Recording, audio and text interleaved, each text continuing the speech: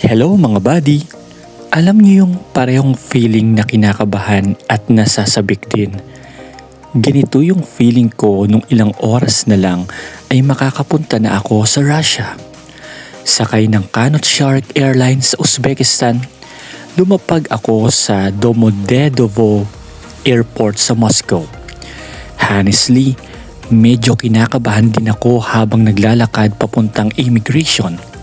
Iniisip ko pa nga nun, paano kung hindi ako papasukin at ma-deport? Pero pagdating ko sa immigration, naging kalmado lang ako.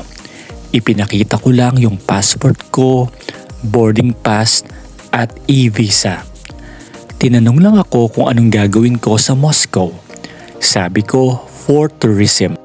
Pagkatapos, siguro mga 2 minutong pag-aantay, binigyan niya ako ng maliit na migration card. Tapos sinabi niya, okay, enjoy. Grabe, sobrang saya ko nung moment na yon. Paglabas ko ng immigration sa airport, naghanap agad ako ng SIM card at bumili. Medyo natagalan nga lang ako dito dahil pinaset up ko pa yung sa VPN para gumana ang ilang social media apps like Facebook, Instagram at TikTok dahil ban po sa Russia itong mga social media apps na ito. Pagkatapos, nagtanong-tanong na ako kung paano pumunta sa city proper sa Moscow.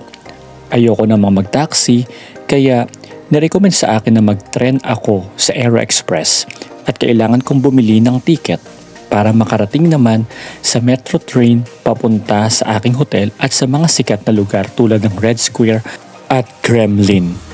Grabe, sobrang na-excite talaga ako yung mga panahon na iyan.